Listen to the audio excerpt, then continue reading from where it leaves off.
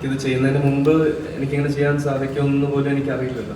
പിന്നെ ഗോകുലിനെ പറ്റി പറയുകയാണെങ്കിൽ ആദ്യം വന്നപ്പോൾ ഭയങ്കര ബഹുമാനം എൻ്റെ അടുത്ത്. വളരെ കുറച്ച് കഥാപാത്രങ്ങളുമായി ന്യൂ ജനറേഷൻ ഇഷ്ടപ്പെടുന്ന എന്നാൽ പഴയകാല തമാശകളൊക്കെ ഉൾപ്പെടുന്ന ഒരു ഹ്യൂമറസ് ആയിട്ടുള്ള ഒരു സയൻസ് ഫിക്ഷനാണ് ഈ പടം. ഇത് കണ്ടിട്ടുള്ളവർക്കറിയാം, നമ്മളൊരു 2050 അതിനപ്പുറത്തേക്കും കേരളം എങ്ങനെയാകും, നമ്മൾ പാരിസ്ഥിതിയോട് കാണിക്കുന്ന പ്രശ്നങ്ങൾ, സമൂഹത്തിൻ്റെ പലതരത്തിലുള്ള സ്വഭാവങ്ങളൊക്കെ വെച്ചുകൊണ്ട് നമ്മളിങ്ങനെ ഒരു ലോകത്തായിരിക്കും ഒരു പക്ഷേ ജീവിക്കുന്നതെന്ന് അത് തോന്നിയിട്ടുണ്ട്. എൻ്റെ അടുത്താണ് ഈ കഥ ആദ്യം പറയുന്നത്. ഞാനൊരു ദിവസം വീട്ടിലിരിക്കുമ്പോൾ ചന്തു എന്നെ വിളിച്ചിട്ട് പറഞ്ഞു, സാർ ഒരു കഥ പറയാനുണ്ട്, ഒന്ന് കേൾക്കുമെന്ന് ചോദിച്ചു. അപ്പോൾ കഥ കേട്ടപ്പോൾ എനിക്ക് ഭയങ്കര ഇഷ്ടപ്പെട്ടു. കഥ കേട്ടപ്പോൾ തന്നെ എനിക്ക് ഇഷ്ടപ്പെട്ടു. വളരെ മനോഹരമായി പറഞ്ഞു, വളരെ കോസ്റ്റ് കുറച്ച് ചെയ്യാം എന്ന് പറഞ്ഞു. അപ്പോൾ ആരെങ്കിലും പ്രൊഡ്യൂസർമാരെ കിട്ടണം എന്ന് പറഞ്ഞു, തപ്പിക്കൊണ്ട് നടക്കണം. അങ്ങനെ ഇരിക്കുമ്പോഴാണ് അജിത്ത് വിനായക ഒരു ദിവസം എൻ്റെ വീട്ടിൽ വന്നു. അപ്പോൾ ഈ കഥ ഞാൻ അജിത്ത് വിനായക വേറെ പടം എടുക്കാൻ വേണ്ടി അഭിനയിക്കാൻ വേണ്ടി വിളിച്ചു. എൻ്റെ അച്ഛനുമായിട്ട് അജിത്തിന് ഭയങ്കര അടുപ്പമുണ്ടായിരുന്നു. അപ്പോൾ അച്ഛനെ കാണാൻ വന്നപ്പോഴാണ് ഞാൻ കാണുന്നത്. അപ്പോൾ എന്നോട് പറഞ്ഞു, സാർ അഭിനയിക്കണം. ഞാൻ പറഞ്ഞു, ഒരു കഥയുണ്ട്, നിങ്ങൾ കോസ്റ്റ് കുറച്ചെടുത്ത് നല്ലൊരു ഡയറക്ടറാണ്. ഞാൻ സാജൻ ബേക്കറിൽ ചന്ദ്രനിൽ അഭിനയിച്ചു. വളരെ കംഫർട്ടബിൾ ആയിട്ടുള്ളൊരു ഡയറക്ടറാണ്. വളരെ നമ്മളെ മനസ്സിലാക്കുന്ന, നമ്മുടെ മനസ്സിലിരിപ്പോൾ നമ്മുടെ പൊട്ടൻഷ്യൽ മനസ്സിലാക്കി നമ്മളെ യൂട്ടിലൈസ് ചെയ്യുന്നൊരു നല്ല സംവിധായകനായിട്ടാണ് ചെറുപ്പക്കാരനെ എനിക്ക് തോന്നിയിട്ടുള്ളത്. കാരണം ഒരുപാട് പടങ്ങൾ ഞാൻ അഭിനയിച്ചിട്ടുണ്ടെങ്കിൽ നമ്മുടെ വീക്ക്നെസ്, നമുക്ക് എല്ലാ മനുഷ്യനും ഒരു നല്ല വശമുണ്ട്, നമ്മുടെ വീക്കായ വശം, അത് മനസ്സിലാക്കിക്കൊണ്ട് നമ്മുടെ ക്യാരക്ടറിനനുസരിച്ച് നമ്മളെ മോൾഡ് ചെയ്യാൻ ചന്തുവിന് നന്നായി കഴിയും. അത് സാജൻ ബേക്കറിയിലെ അമ്മാച്ചനായിട്ട് ഞാൻ അഭിനയിച്ചിട്ടുണ്ട്. അജുവിൻ്റെയും ജയയുടെയും അമ്മാച്ചനായിട്ട് അത് ആ ഒരു ക്യാരക്ടർ എനിക്ക് വളരെ കംഫർട്ടബിളാണ്. നമുക്കൊരു ടെൻഷനോ കാര്യങ്ങളോ ഒന്നുമില്ല. ചന്തുവിനും ഒരു ടെൻഷൻ ഇങ്ങനെ കൂടാതെ നിൽക്കുന്നുണ്ട്. ശരിക്കും കണ്ട ടെൻഷനിലാണോ ഇരിക്കുന്നത് എന്നറിയാം. അങ്ങനെ അജിത്തിനോട് ഞാൻ പറഞ്ഞു, ഇങ്ങനെ ഒരു സിനിമയുണ്ട്, ഒരു കഥയുണ്ട്, നമ്മളത് കേട്ട് നോക്കുക. ഞാൻ പറഞ്ഞു, അയ്യോ അത് അയച്ചിട്ട് നാളെ തന്നെ കേൾക്കാമെന്ന്. അങ്ങനെ ഞാൻ ചന്തുവിനെ വിളിച്ചു. ചന്തുവും വന്ന് ശിവസായിയും കൂടി ഇവർ രണ്ടും കൂടി കഥ പറയാനായിട്ട് അജിത്തിനെടുത്ത് പോയി. തിരിച്ചു വരുമ്പോൾ ഇവർ വന്ന് എൻ്റെ അടുത്ത് നിൽക്കുകയാണ്. ഞാൻ ഇരിക്കുമ്പോൾ എൻ്റെ അടുത്ത് പറഞ്ഞു, ഒന്ന് കാണണം അത്യാവശ്യം. ചന്തു വെളി വന്ന് വിളിച്ചു, വേറൊരു ഓഫീസിൽ ഇരിക്കരുത്. അകത്ത് വന്നിട്ട് പറഞ്ഞു, സാർ അഡ്വാൻസ്. അങ്ങനെ അജിത്ത് കഥ കേട്ട ഉടനെ ഇവർക്ക് രണ്ടുപേർക്ക് അഡ്വാൻസ് കൊടുത്തു. അജിത്തിന് ഇഷ്ടപ്പെട്ടു. അത് കഴിഞ്ഞിട്ടാണ് ഈ പടം തുടങ്ങാൻ നമ്മൾ വന്നു. അപ്പോൾ കോവിഡ് വന്നു.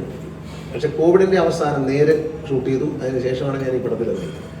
നേരിൽ അഭിനയിച്ചതിന് ശേഷം നേരല്ല, പിന്നെ നമ്മുടെ ജിത്തുവിൻ്റെ തന്നെ അല്ല ദൃശ്യം 2 അത് കഴിഞ്ഞപ്പോൾ ഈ പടം വന്നു.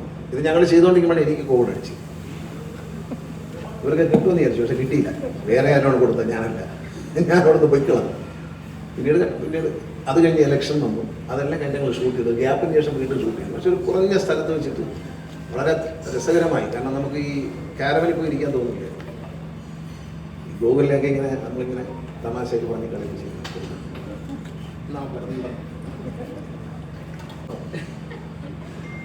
ഭയങ്കര മെമ്മറബിൾ ആയിട്ടുള്ളൊരു എക്സ്പീരിയൻസ് ആയിരുന്നു ഗഗനശേരി. എനിക്ക് നേരത്തെ പറഞ്ഞിട്ടുണ്ട്, എനിക്ക് പാപ്പൻ സിനിമയിൽ അഭിനയിക്കാനായിട്ടുള്ള ഒരു ട്രെയിനിങ് സെഷനായിരുന്നു ഞാൻ ഗണേഷ് സാറിൻ്റെ കൂടെ ഗഗനശേരി വർക്ക് ചെയ്യുമ്പോൾ ഞാൻ എടുത്തത്. ഗണേഷ് മാമന്, പക്ഷെ എനിക്ക് നിങ്ങളുടെ അടുത്ത് അഭിസംബോധന ചെയ്യുമ്പോൾ ഗണേഷ് സാർ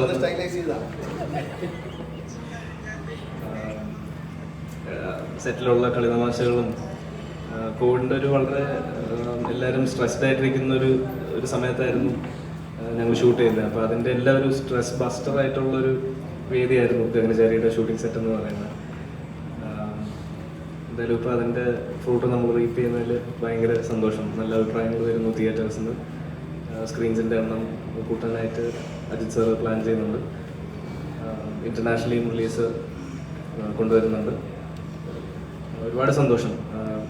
ചിലപ്പോൾ ചെറുതാണെന്ന് കരുതി തള്ളി നീക്കപ്പെടുന്ന ചിലതാണ് നല്ല പേരെടുത്ത് വലുതായി വരുമ്പോൾ ഉള്ളൊരു സന്തോഷം. അതിൻ്റെ ഭാഗമായിട്ട് ആവാൻ സാധിച്ചതിലും ഒരുപാട് സന്തോഷം. ആ പെർഫോമർ ആസ്പെക്ട് എപ്പോഴെങ്കിലും ഈ സിനിമ കേട്ടപ്പോൾ തോന്നിയിട്ടുണ്ട്? സ്ക്രിപ്റ്റ് സിനിമയുടെ കഥ കേട്ടപ്പോൾ എനിക്ക് ഭയങ്കര ഇഷ്ടപ്പെട്ടു. എന്നോട് പറഞ്ഞ സാർ ഈ വേഷമാണ് ചെയ്യുന്നത്. വിക്ടറിനെ പറ്റി പറഞ്ഞപ്പോൾ എനിക്ക് ഇഷ്ടപ്പെട്ടു. ഞാൻ ചെയ്യണമെന്ന് ആഗ്രഹം തോന്നി, പക്ഷേ ആരോട് പറയാൻ. അപ്പോൾ അങ്ങനെയാണ് ഈ അജിത്ത് വിനായക വരുന്നത്.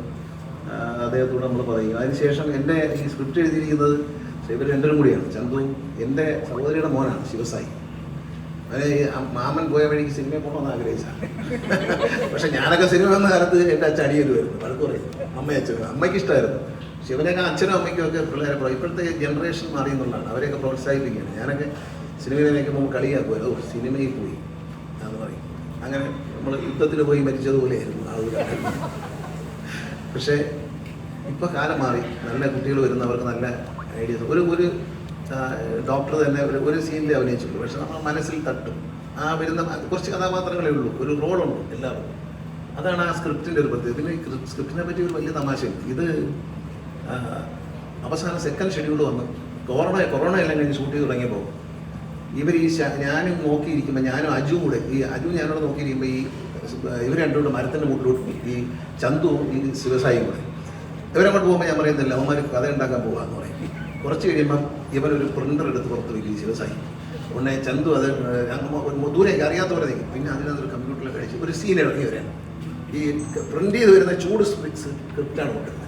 അവസാനം ഞാൻ പറഞ്ഞു, ഇനി നിങ്ങളെ ഈ കാറും അത് വെച്ചേക്കുന്ന കാറും പ്രിൻ്ററും ലാപ്ടോപ്പും എടുത്ത് തോട്ടിക്കളയും. അങ്ങനെയാണ് നിർത്തിയത്. ഇവർ ഓരോ ദിവസം രാത്രി ഇരുന്നവർക്ക് ഓരോ ഐഡിയ തോന്നും. പിറ്റേ ദിവസം രാവിലെ ഷൂട്ട് ചെയ്യും. ഇങ്ങനെ ഷൂട്ട് ചെയ്ത് പോവാണ്. കഥ ഇങ്ങനെ വിശാലമായി പോവുകയാണ്. പിന്നെ ഗോകുലിനെ പറ്റി പറയുകയാണെങ്കിൽ ആദ്യം വന്നപ്പോൾ ഭയങ്കര ബഹുമാനമൊക്കെ എൻ്റെ അടുത്ത് പറഞ്ഞു. എപ്പോഴും ബഹുമാനമൊക്കെ ഉണ്ടാവും, ഭയങ്കര സ്നേഹം. അത് കഴിഞ്ഞ് ബഹുമാനത്തല്ല സ്നേഹം. ഞാൻ ഇതിനമായിട്ട് ഞാനും അജുവും കൂടെ 2 വർഷം നിന്ന് ശരി കളി അനാർക്കലി പറഞ്ഞു. എന്നിങ്ങനെ എന്നിട്ട് ഇവിടെ ഹാഷ് ടാഗുകളൊക്കെ ട്വിറ്ററിൽ ട്രെൻഡ് ആവുന്നുണ്ട്. അലനോട് വല്ലാത്തൊരു ഇഷ്ടമുണ്ട് ആളുകൾക്ക്. ഇപ്പോൾ ചില ആക്ടേഴ്സിന് ചില സിനിമകൾ കഴിയുമ്പോൾ തന്നെ വരുന്നൊരു ഇഷ്ടമുണ്ടല്ലോ. ഇപ്പോൾ എന്നോട് ഡയറക്ടർ തന്നെ സംസാരിക്കുമ്പോൾ പറഞ്ഞത് ഈ നമ്മുടെ കുഞ്ഞിരാമായണത്തിലൊക്കെ ധ്യാൻ ശ്രീനിവാസന് ലഭിച്ചൊരു ഇഷ്ടമുണ്ട്, അല്ലെങ്കിൽ ആനവൽമന്ദിരത്തിൽ അച്ഛന് കിട്ടിയൊരു ഇഷ്ടമുണ്ട്, ഒരു ജനപ്രീതിയുണ്ട്. അപ്പൊ ആ വിധത്തിലൊരു ഇഷ്ടവും അതൊക്കെ പ്രാപ്തമാക്കാൻ വേണ്ടിയിട്ട് നിങ്ങളുടെ ഉള്ളിലെ കുറേ കൂടി ഫ്രീ ആയിട്ടുള്ള ഒരു ഹ്യൂമർ ചെയ്യുന്ന ആക്ടറിനെയും കൂടെ എക്സ്പ്ലോർ ചെയ്യാൻ പറ്റി. ആ വിധത്തിലൊരു റിസപ്ഷൻ ജനങ്ങളിൽ നിന്ന് കിട്ടുന്ന പോലെയാണോ ഈ 2 ദിവസം മനസ്സിലാക്കുന്നത്? തീർച്ചയായിട്ടും. എനിക്കിത് ചെയ്യുന്നതിന് മുമ്പ് എനിക്കിങ്ങനെ ചെയ്യാൻ സാധിക്കുമെന്ന് പോലും എനിക്കറിയില്ലല്ലോ. അവസരം തരുമ്പോഴാണല്ലോ നമ്മൾ എക്സ്പ്ലോർ ചെയ്യുക. അപ്പം അല്ലാതെ ഞാനിപ്പോൾ ഒരു വളരെ സീനിയർ ആയിട്ടുള്ള ഒരു ആക്ടറോ അല്ലെങ്കിൽ ഹൺഡ്രഡ്സ് ഓഫ് മൂവീസിൽ അഭിനയിക്കാനായിട്ട് ആ ഒരു ഭാഗ്യം ലഭിച്ച ഒരു ആക്ടറോ അല്ല. അപ്പോൾ നമ്മൾ ഓരോ സിനിമ ചെയ്തു വരും. ഇനി ലഭിച്ചാൽ സന്തോഷം. നമുക്ക് ചെയ്തു വെച്ചിരിക്കുന്ന ഒരു എത്ര വർക്ക് ചെയ്തിട്ടുണ്ടോ അതിനകത്തു നിന്നാണ് ഓരോ സ്റ്റേജിൽ നമ്മൾ പഠിച്ച് ബെറ്ററായി വരിക. പിന്നെ നമ്മൾ കൂടെ കോ ആക്ടേഴ്സായിട്ട് വരുന്ന സ്റ്റാർസും അവർ നമുക്ക് തരുന്ന ഒരു കോൺഫിഡൻസ്, അതിൽ നിന്നാണ് നമുക്ക് കൂടുതൽ നമ്മളെ എക്സ്പ്ലോർ ചെയ്യാനായിട്ട് തോന്നുക. അല്ലെങ്കിൽ ചിലപ്പോൾ ഞാൻ കുറച്ച് ഇൻഹിബിഷൻസ് ഒക്കെ ഉള്ള ആളാണ്. അപ്പോൾ എനിക്ക് കുറച്ച് ചമ്മലൊക്കെ വന്നാൽ ചിലപ്പോൾ എനിക്ക് അതെ ഷോനും അജുവേട്ടനും അനാർക്കലിയും അരുൺചേട്ടനും ശിവസായും എല്ലാവരും ഒരു ഭയങ്കര എന്നെ, കാരണം കുറച്ച് നമുക്ക് ചമ്മൽ വരുന്ന ഒരു സാധനമാണ് ഞാൻ അതിൽ ചെയ്തിട്ടുള്ളത്. കുറച്ചൊരു ജാള്യത തോന്നുന്നൊരു ക്യാരക്ടർ പോലെ സ്വന്തമായിട്ട് ചെയ്യുമ്പോൾ ഇത് ക്രിഞ്ചാണോ എന്നൊക്കെ ഇങ്ങനെ തോന്നുന്ന പോലത്തെ ഒരു ക്യാരക്ടറാണ്. അപ്പോൾ അതിൻ്റെ ആ മീറ്റർ പിടിക്കാനായിട്ട് നമുക്ക് ആ കോൺഫിഡൻസ് തരുന്ന എൻറ്റയർ ക്രൂ ആൻഡ് കാസ്റ്റ്, നമ്മുടെ കോ ആക്ടേഴ്സ്, അവർ ആ ഒരു സപ്പോർട്ട് കിട്ടുന്നതുകൊണ്ടാണ് നമുക്കും ഓക്കെ ഇത് ഓക്കെയാണ്, വർക്ക് ആവുന്നുണ്ട്. അവരുടെ റെസ്പോൺസ് നമുക്ക് അവിടെ ലൈവായിട്ട് കിട്ടുമ്പോൾ എന്നിട്ട് എനിക്ക് പിന്നെ കുറച്ചുകൂടെ സംശയം. ഞാൻ വീണ്ടും ചോദിക്കും, ശരിക്കും നിങ്ങൾ ചിരിച്ചതുള്ളതാണോ അത് എന്നെ സമാധാനപ്പെടുത്താനായിട്ട് നിങ്ങൾ ചിരിച്ചു തന്നതാണോ എന്ന് ഞാൻ ചോദിക്കും. അപ്പോൾ അല്ലാതെ എനിക്ക് ക്ലാരിഫിക്കേഷൻ തരും അരുൺ ചേട്ടനായാലും. ഞങ്ങൾ നേരത്തെ നിയന്ത്രിക്കുകയും ചെയ്യും. അതെ.